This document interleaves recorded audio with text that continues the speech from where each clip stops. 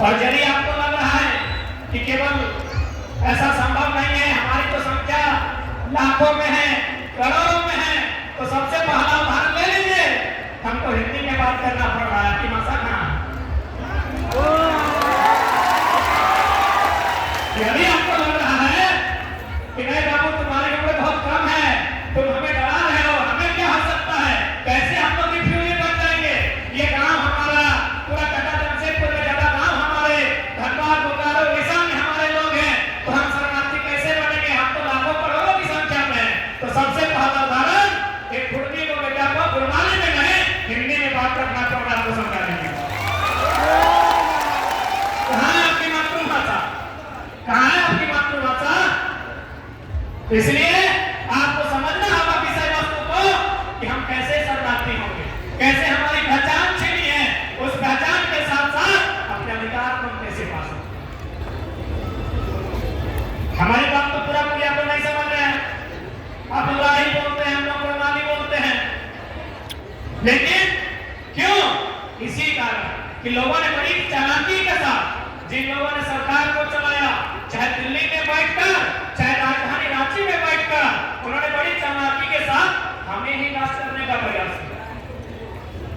अब ये भी सवाल है कि भाई हमें क्यों मिले हमको, और भी तो लोग हैं इस देश में, इस राज्य में बहुत सारे लोग हैं, कौन है, भीम है, सरकार है, मुंडा है, राम है, लोरा है, न जाने कितने समुदाय के लोग रहते हैं, 6,000-7,000 लोग रहते हैं।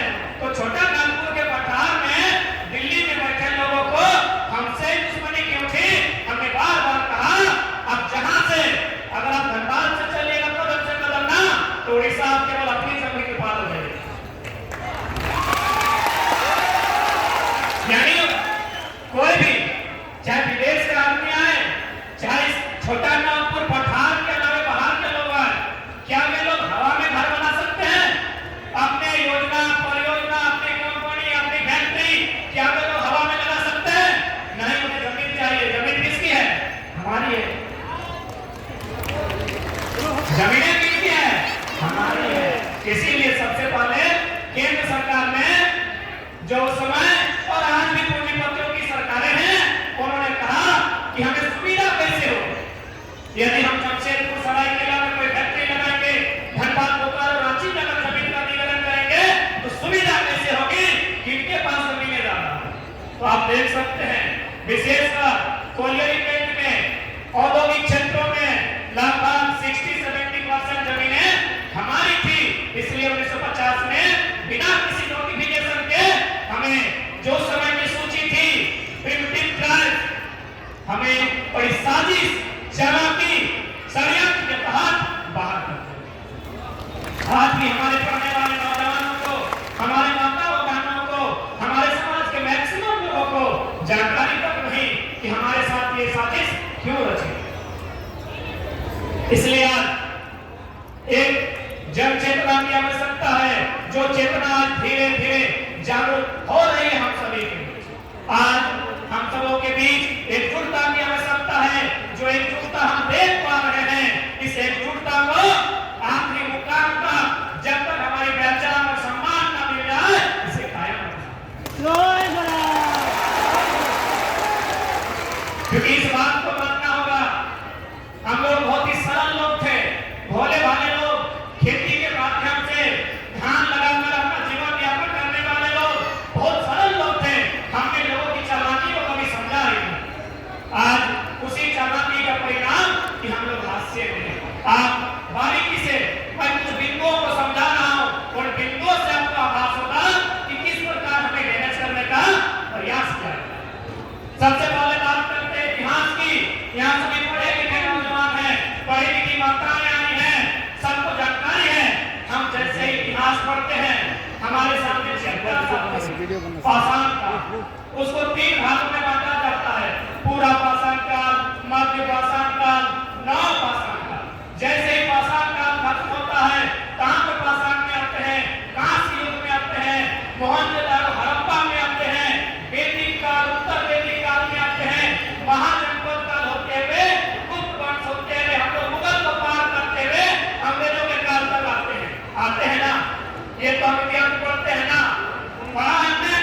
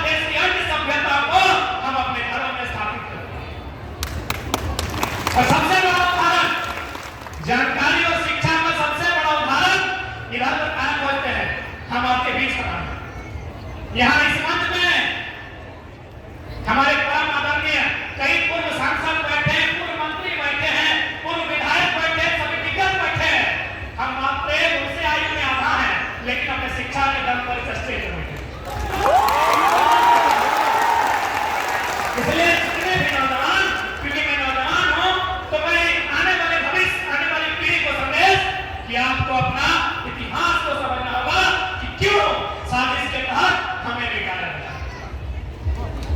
इतिहास तो बात आप समझते होंगे कि किस प्रकार इतिहास में छल कपट किया है। अब बात करते हैं भूगोल।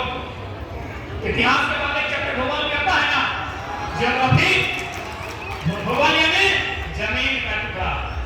बात करते हैं छोटे नाम को, झारखंड की बात करते हैं।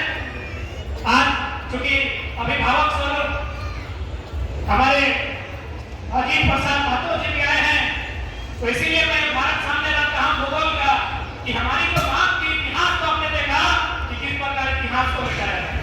आप लोग समझने लगता है हमारे मसीह भाग्य तुम्हारा बच्चीना कि किस प्रकार इतिहास में हमारे गौरवशाली इतिहास को लोगों ने किताब में रखा ही नहीं, तो हमारे बच्चे कैसे पढ़ेंगे। आप जो टीवी में देखते हैं सिनेमा में, वो कहां से आता है? उन्हीं किताब में लिखी बातों को दिखाया जाता है। जो भी आप फिल्म में देखते हैं, टीवी सीरियल में देखते हैं, और किताब में इतिहास में लिखी बातें हैं, तो हमारे इतिहास किसी ने लिखा ही नहीं, तो कैसे दिखाया जाएगा? हमारे इतिहास हमारे लोगों के बीच है जिनका बाल बंगा है, जो लोग 80, 85, 100 साल पार कर चुके हैं, उनके पास हमारा इतिहास है। हमारे इतिहास को से अब बात करते हैं भूगोल की, ज्योग्राफी। झारखंड निर्माण की बात चल रहे थे, क्या हमें बृहद झारखंड मिला है? क्या हमने यही झारखंड मांगा था? क्या यही झारखंड मांगा था? एक आदिवासी राज्य के रूप में हमने जो बृहद झारखंड मांगा था, उस झारखंड में पश्चिम बंगाल के मेदिनीपुर, पुरुलिया, झारखंड इत्यादि जिला शामिल था। उड़ीसा का मयूरभंज, केवझर, सुंदरगढ़ और एक जिला है वो भी शामिल था। यानी आपको पूरा जिला भी नहीं मिला है। क्यों नहीं मिला है? तब पूरा अगर राज्य मिलता जहां तक आपकी मांग थी, यानी अभी हम बंगाल का हिस्सा मांग रहे थे, हम ये उड़ीसा का हिस्सा मांग रहे थे, इसका मतलब वे लोग हमारे थे। इसका मतलब वे लोग हमारे थे, वे लोग यदि हमारे थे, और यदि हमारे इसी राज्य में वे लोग आ जाते हैं तो हमारी शक्ति दुगनी रहती कि नहीं रहती। उन्हें आगे परिचय थोड़ी देना पड़ता कि हम उड़ीसा से आए हैं, हम पश्चिम बंगाल से आए हैं, हम झारखंड से आए हैं। एक ही परिचय होता, हम ग्रेटर झारखंड में थे। आपके भूगोल को डैमेज किया गया, इतिहास को डैमेज किया गया, भूगोल को डैमेज किया गया। पॉलिटिक्स की तो बात ही मत कीजिए, वो आप लोग समझते। इकोनॉमी की बात कीजिए, ये जितने भी बड़ी बड़ी ऊंचे ऊंचे बिल्डिंग्स टाटा जमशेदपुर में आप देख पा रहे हैं, चले जाइए 50 साल 60 साल 70 साल पीछे, ये जमीनें कितनी है? टाटा की है। अरे टाटा खोज इंडिया नहीं है, इसको इंडिया टाटा खुद भारत का नहीं है, उसकी जमीन कैसे होगी? टाटा खुद भारत की है, जमीन हमारी है। टाटा जो आज कहता है भारत की अर्थव्यवस्था में हमारा योगदान है, उनसे कहिए आपकी अर्थव्यवस्था में हमारा योगदान है। Economic damage, economic damage, historical damage, geographical damage, political damage, economical damage, यानी पैसा सभी आपको मार दिया। आपके लोग कहां हैं? उषा मार्टिन रहे, टाटा रहे, डिस्को रहे, स्टील रहे, बल्लभ रहे, आपके लोग वर्कर रह गए। आपके लोग वर्कर रैंक में हैं और वे लोग सीएमडी जीएम के रैंक में हैं। इकोनॉमिक डैमेज, इकोनॉमिक डैमेज समझ में आया ना? ये इकोनॉमिक डैमेज है। आप बात करते हैं कल्चरल डैमेज, कल्चरल यानी संस्कृति। हमें बताने की क्या आवश्यकता है? हम अपने घरों में जाके देख लीजिए, हमारे पुरखे करते थे 12 मास से का पड़ा, अभी 26 को हो रहा है।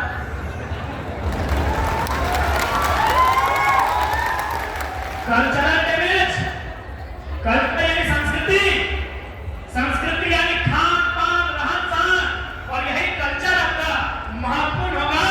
आप जो लड़ाई लड़ रहे हैं अपने आप को सूचीबद्ध करने की,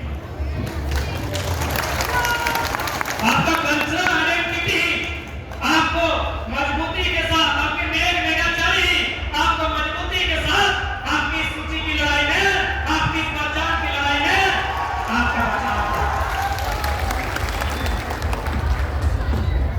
सांस्कृतिक डैमेज हुआ है ना, मानवसी लोग अच्छा से समझेंगे।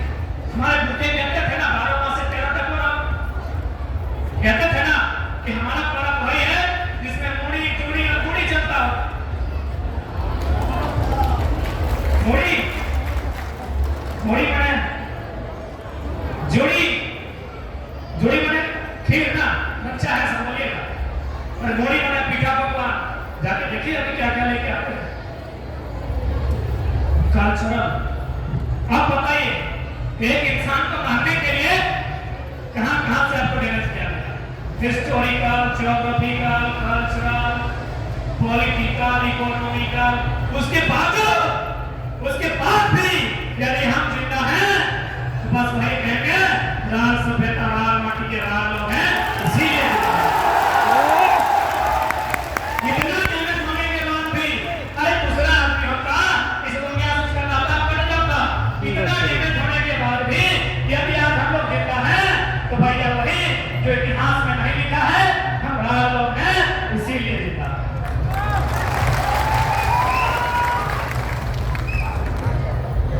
यदि आपको यह भी पता लग रहा है कि नहीं बाबू आपके पास माइक है, आप कुछ भी बोल देते हैं, तो देते हैं वो बढ़िया उदाहरण, क्योंकि आप लोग आधुनिक मॉडर्न लाइफ में जी रहे हैं। तो आपको बाहुबली का फिल्म भी लेके आओगे मोटा मोटी,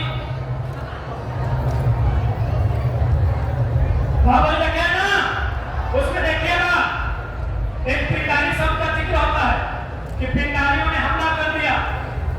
रिवाइंड करके कीजिएगा कि पिंडारियों ने हमला कर दिया। क्या पिंडारी केवल कल्पना में थे? पिंडारी वास्तव में थे। आज से 200 साल पहले जेपीएससी जेएसएससी का सिलेबस खोजिएगा, उसमें अंग्रेजों के काल को पढ़िएगा, उस काल में पिंडारी शब्द का जिक्र है। आज जाकर देखिए पिंडारी एक है। इसलिए यदि हम लोग नहीं समझते हैं, अपनी पहचान अपने अधिकार की लड़ाई को नहीं लड़ते हैं, तो 20-25 साल में हमारे 10% लोग रिफ्यूजी हो जाएंगे। आने वाले 20-25 साल धीरे धीरे एक दिन ऐसा आएगा कि हमारे नाम का भी केवल इतिहास रहेगा, वर्तमान समाप्त हो जाएगा। इसलिए आज हमारे हमसे आयु के काफी भीड़ लोग ताकत आए हैं, वे अपने अनुभवों को आपके बीच रखेंगे, उनको सुनिएगा और समझने के साथ साथ उसे अमल करने का प्रयास कीजिएगा, क्योंकि आज हम एक निर्णायक लड़ाई में हैं। आज यदि चुप होगी तो फिर एक विदेशी पूरा काका को कब्जा कर लिया है, कोई और परदेशी बाकी जो हमारा बच्चा है उसे भी कब्जा करेगा।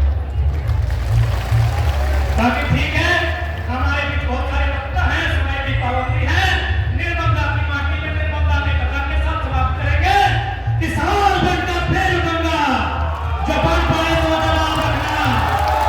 कि सवाल बनकर फिर उठूंगा, जो बन पड़े तो जवाब रखना। मेरा खून बेकार न जाए, मेरे खून का हिसाब रखना, मेरे खून। जो हमसे बड़े हैं सबको प्रणाम, जो हमसे छोटे हैं उनको आशीष।